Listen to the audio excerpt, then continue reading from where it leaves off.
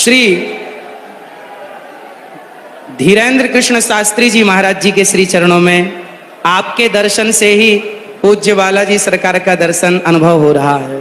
आपके चरणों की धूल ये दास अनिरुद्ध अपने माथे पर सजाता हुआ अपने आप को कृतार्थ समझ रहा है।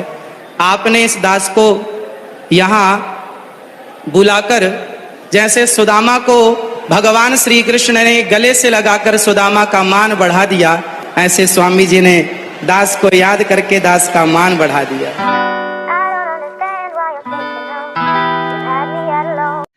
तो hey guys, welcome to my new video. तो गाइस, आप लोग को लग रहा होगा कि आज हमने ये वीडियो डाला, तो हाँ गाइस, आज हम इसलिए डाले गाइस कि हमारा धर्म के बारे में वीडियो है। ये है गाइस, तो आप लोग जरूर देखो यार। परम पूज्य श्री अनिरुद्धाचार्य जी महाराज बागेश्वर धाम सरकार के बारे में कितना अच्छा शब्द बोले यार। आप लोग भी देखो यार, आप लोग का भी दिल खुल जाए कि हम गर्व से कहो कि हम हिंदू हैं।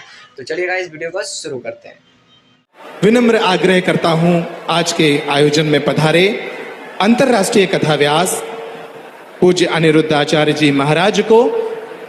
जब वे कथा करते हैं तो भागवत की चर्चा सिर्फ भारत ही नहीं सुनता, बल्कि विश्व के अनेक कोनों में सुनी जाती है। इन दिनों भारत के सबसे लोकप्रिय और प्रिय कथा व्यासों में से एक हैं पूज्य अनिरुद्धाचार्य जी महाराज। स्वागत है।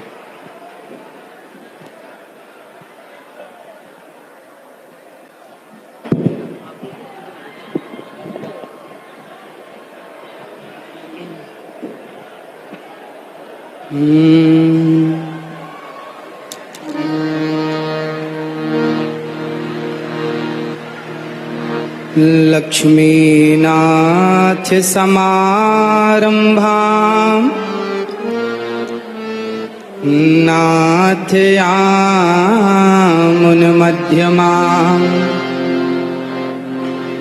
अस्मदाचार्यपर्यन्तां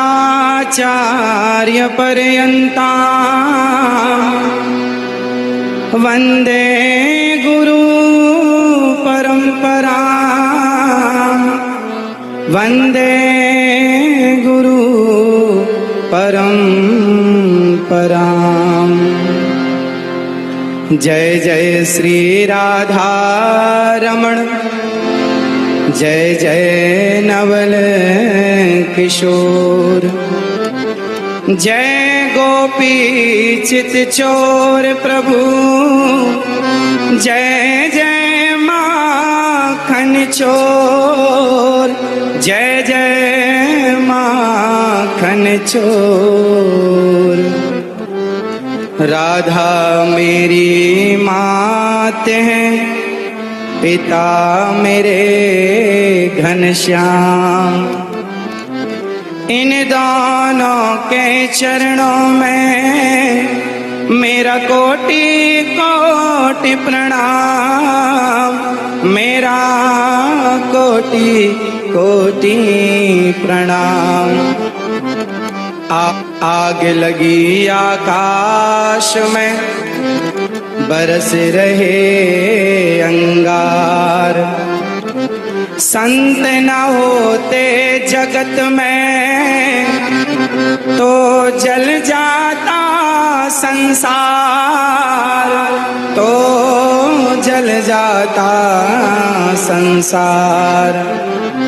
बोलिए श्री बागेश्वर वाला जी सरकार की जय, संत समाज की जय। स्वामी जी के द्वारा सुंदर कार्यों की जय, हिंदू राष्ट्र की जय, भारत माता की जय। जय श्री राधे, जय जय श्री राधे। उपस्थित सभी भक्तजनों को जय श्रीमन्नारायण, जय श्री कृष्णा। सभी माताओं, बहनों, बेटियों को, पिता तुल्य बुजुर्गों को, सबको जय श्रीमन्नारायण।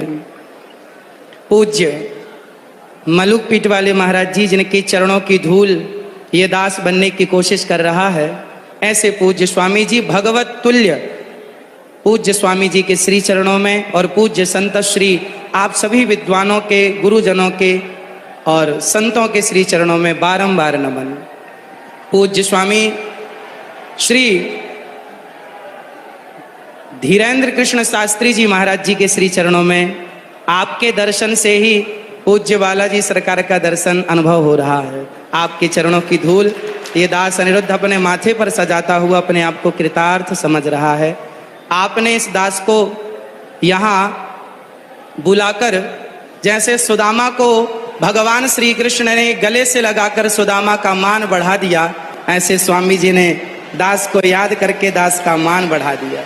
आपके चरणों में बारंबार नमन, बारंबार नमन।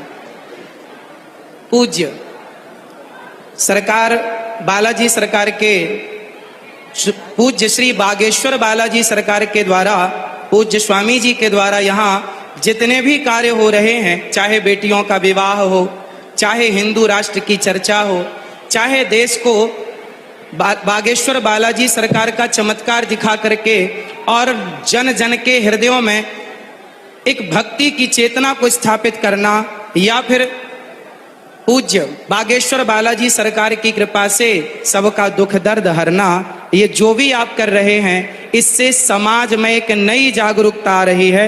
समाज इन शक्तियों को, सोई और खोई हुई शक्तियों को पहचानने लगा कि हमारी शक्ति कितनी विशाल है। और सनातन की संस्कृति की जो हमारी शक्तियां हैं, हनुमान जी जब लंका गए तो हनुमान जी से पूछा राम जी ने कि आप लंका चले गए? तो हनुमान जी ने कहा, प्रभु मुद्रिका मेल मुख माही। हे प्रभु, ये मेरा कोई बल नहीं है, आपके नाम की जो मुद्रिका मेरे मुख में थी तो जलद ही लांग गए, अचरज नाही।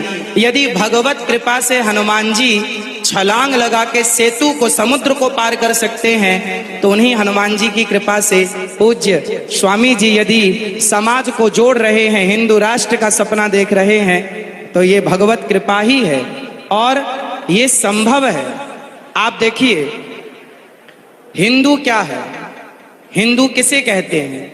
आज विदेशी आते हैं, आकर हिंदू बन जाते हैं और राम नाम की जपते माला भक्ति में रम जाते हैं। धरा ये जिस पर घूम रही, हम उसी केंद्र के बिंदु हैं। गर्व से कहो हम हिंदू हैं, हम हिंदू हैं, हम हिंदू। सनातन धर्म क्या है? सनातन संस्कृति किसे कहते हैं? आज समझने की बात है। जब हमसे कोई पूछता है कि आप कितने भाई हैं, तो हम कहते हैं हम 2 भाई हैं, हम 3 भाई हैं, हम 4 भाई हैं, हम 5 भाई, या हम सिंगल हैं। हम ऐसा परिचय देते हैं। यदि आप कितने लोग चाहते हैं कि हिंदू राष्ट्र बनना जरूरी है, चाहते हैं, तो आज से अपना परिचय बदलिए। और कोई आपसे पूछे आप कितने भाई हैं, तो ये मत कहो कि हम 1 2 3 4 5 भाई हैं, ये कहो हम टोटल 4 भाई हैं। और 4 कौन कौन? ब्राह्मण, क्षत्रिय, वैश्य और शूद्र। हम चारों जब संगठित होंगे तब हिंदू राष्ट्र बन सकेगा। यदि हम संगठित नहीं हुए तो केवल सपने ही रह जाएंगे। इसलिए आज से हम कितने भाई हैं? कौन कौन? ब्राह्मण, क्षत्रिय, वैश्य, शूद्र। ये चारों मिलकर जहां सुमति तहां संपत्ति नाना, जहां कुमति तहां विपत्ति निदाना। जहां संगठन होता है ना, वहीं विजय होती है। जहां एकता है वहां सब कुछ है। संसार की हर खुशी वहां है जहां एकता है। यदि हम बिखर गए, मुगलों ने, अंग्रेजों ने क्या किया? हम हिंदुओं को, हम सनातनियों को लड़ाया, आपस में लड़ाया। फूट डालो शासन करो किसका नारा था?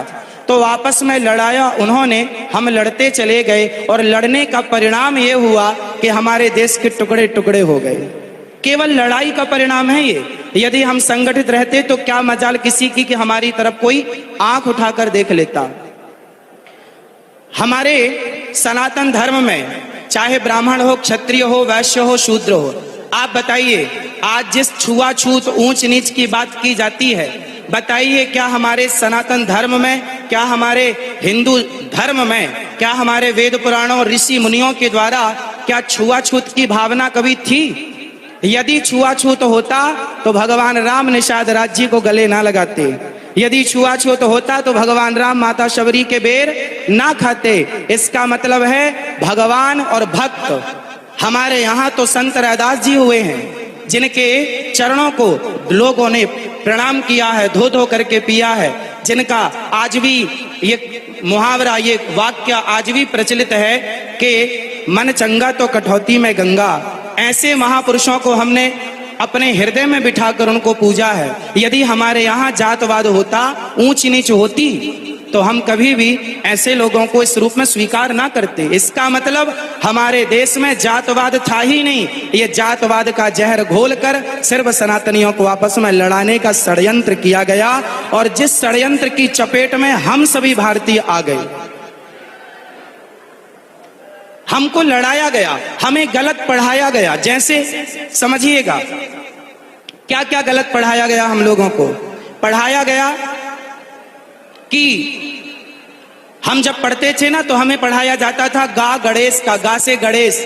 आज पढ़ाया जाता है गा से गधा। जब गा से गधा पढ़ेंगे तो गधा ही होंगे, फिर गणेश वाली बुद्धि कहां से लाओगे। इसलिए अब एक वाक्य देखिए इतिहास से। लोग कहते हैं कि हिंदू धर्म में सती प्रथा थी, राजा राम मोहन राय जी ने इसे बंद किया। ये जो जानकारी है ना, ये अधूरी जानकारी है। हमारे देश में, हमारे वेदों में, पुराणों में, ऋषि मुनियों के द्वारा हमारी संस्कृति में कभी भी सती प्रथा नहीं थी। यदि थी तो वह किस रूप में थी वो समझने की जरूरत है। हमारे यहाँ ऐसा नहीं था कि पति मर गया तो उसे जबरदस्ती चिता में डाल दिया जाए, ऐसा नहीं था। ऐसा था कि पांडु जी की मृत्यु हुई तो माता माद्री उनके इच्छा से कि मैं अब जाऊंगी, और अपनी स्वेच्छा से उन्होंने सती होना स्वीकार किया। जबकि माता कुंती ने कहा कि ये 5 बच्चे हैं, माद्री माँ ने कहा कि आप इनका ख्याल रखो। तो माता कुंती अपनी इच्छा से रह गई और माता माद्री अपनी इच्छा से चली गई। यदि हमारे देश में सती प्रथा थी तो दशरथ जी के चले जाने पर माता कौशल्या सती क्यों नहीं हो गई।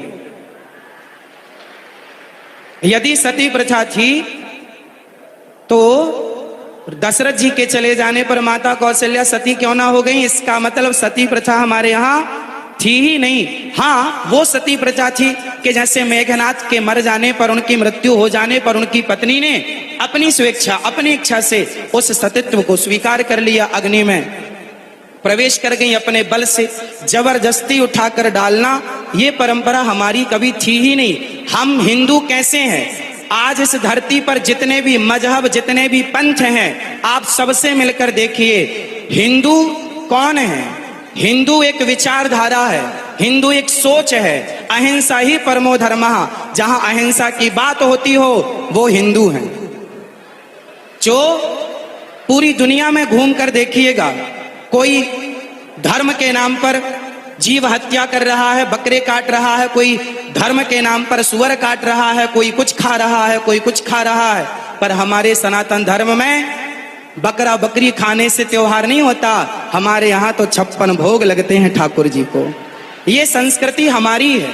हम अहिंसा ही परमो धर्म बात मानते हैं। अहिंसा हमारे यहाँ चींटी को भी दाना डाला जाता है, कुत्ते को रोटी और गाय को प्रथम रोटी और कुत्ते को अंतिम रोटी डाली जाती है। जहां कुत्ते का भी आदर हो, जहां गाय का भी आदर हो, जहां पीपल का भी आदर हो, जहां नदियों और समुद्र का भी आदर हो, जहां पत्थरों की पूजा हो, वही तो सनातन है। जहां माँ को भगवान माना जाए, पिता को भगवान, मातृदेवो भव, पितृदेवो भव, अतिथि देवो भव, और ऐसे आचार्य देवो भव। जहां ऋषि मुनियों को आचार्य मानकर उनको प्रणाम किया जाए भगवान की दृष्टि से। ये संस्कृति अपने आप को सबसे छोटा और हमारे पूज्यों को सबसे बड़ा मानने वाली संस्कृति ही सनातन संस्कृति है। और गर्व से कहो आप लोग कि हम हिंदू हैं। ये धरा ये जिस पर घूम रही, हम उसी केंद्र के बिंदु हैं। गर्व से कहो, गर्व से कहो। तो आज से जात पात ऊंच नीच कौन कौन मिटाएगा? और आपस में गले लगकर रहिएगा। चाहे ब्राह्मण, क्षत्रिय, वैश्य, शूद्र, हमारे लड़ने झगड़ने का फायदा उन लोगों ने उठाया। गांव गांव आज हमारे हिंदू क्रिश्चियन होते चले गए। कारण जानते हैं? कारण ये है कि हमें लगा हमारे बगल वाले घर वाला चला गया, हमें क्या फर्क पड़ता है। नहीं, आपको अपने हर भाइयों को सबको गले लगाना है और सबको अपने धर्म की शिक्षा देना है। और आप ही 24 घंटे में 23 घंटे अपने परिवार अपने व्यापार के लिए काम करो, पर 1 घंटा अपने सनातन धर्म के लिए काम करो, अपने सनातन संस्कृति की रक्षा के लिए 1 घंटा, वरना आधा घंटा 30 मिनट भी यदि कोई निकाले और जन जन तक जाकर के यदि सनातन धर्म का परचम लहराए, लोगों को जागरूक करे, अपनी गीता अपनी रामायण अपने संतों की महान चर्चाएं सुनाए, तो क्या मजाल के कोई हमारा सनातनी हमसे फिसल कर कहीं और चला जाए। यदि बट गए तो घट गए, और बट गए तो घट गए, और घट गए तो मिट गए। यदि मिटने से बचना है तो संगठन जरूरी है, संगठित संगठन होना जरूरी है। और संगठन तब संभव है जब हम ये भूल जाएंगे कि हम ब्राह्मण हैं। संगठन तब संभव है जब हम भूल जाएंगे कि हम क्षत्रिय हैं। संगठन तब संभव है जब हम भूल जाएंगे कि हम वैश्य हैं। और संगठन तब संभव है जब हम भूल जाएंगे कि शूद्र है। सब एक सुर में कहें, हम ब्राह्मण नहीं, क्षत्रिय नहीं, वैश्य नहीं, शूद्र नहीं, हम हिंदू हैं, हम राम के हैं, हम कृष्ण के हैं। बस एक ही पहचान, एक ही बात कहनी है, हम सनातनी हैं और हम भगवान राम के चरणों की धूल हैं, श्री हनुमान जी के चरणों के दास हैं। तो आप और हम मिलकर स्वामी जी के साथ पीछे पीछे चलें, स्वामी जी का सपना साकार करने में। जैसे हमारे देश के प्रधानमंत्री जी ने जब झाड़ू उठाई तो घर घर के लोगों ने झाड़ू उठाकर देश को स्वच्छ किया। आज भी फिर से अपने विवेक की झाड़ू उठाने की जरूरत है और संगठन की झाड़ू उठाकर लगा डालो और पूरे देश को एक सूत्र में, प्रेम के सूत्र में बांध डालो। और जिस दिन ये बंध गया तो हम केवल सपना ना देखें, उसे साकार करने के लिए हमें पसीना बहाना पड़ेगा। चाणक्य ने चंद्रगुप्त मौर्य का हाथ देखा। चंद्रगुप्त मौर्य ने कहा, बताओ मेरे हस्तरेखा क्या कह रही है। पूज्य चाणक्य ने कहा कि तेरे हस्तरेखा पर, तेरे हाथ पर लकीर कह रही है कि तू सम्राट बनेगा। बहुत प्रसन्न होकर उछलने लगा। चंद्रगुप्त मौर्य जब उछलने लगे तो चाणक्य ने कहा, बेटा इसके आगे भी एक रेखा है, वो कुछ और कह रही है। यदि उसे नहीं सुना तो तेरा यह सपना, तेरा यह उछलना यहीं रह जाएगा। गुरुजी क्या रेखा है आगे की? तब चाणक्य ने कहा कि बेटा यदि तुझे सम्राट बनना है तो सिर का पसीना पांव तक पहुंचे, इतनी मेहनत करनी पड़ेगी, इतना प्रयास करना पड़ेगा।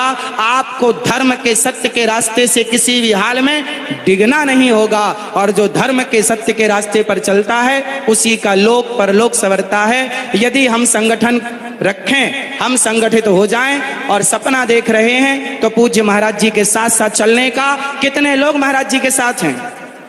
हम सभी, पूरा राष्ट्र, छोटे से बच्चों से लेकर बड़े बूढ़ों तक हम सब साथ में हैं। और संगठन होगा तो हिंदू राष्ट्र की स्थापना पुनः होगी। गाय को फिर अधिकार मिलेगा जो अधिकार भगवान श्री कृष्ण ने दिया है।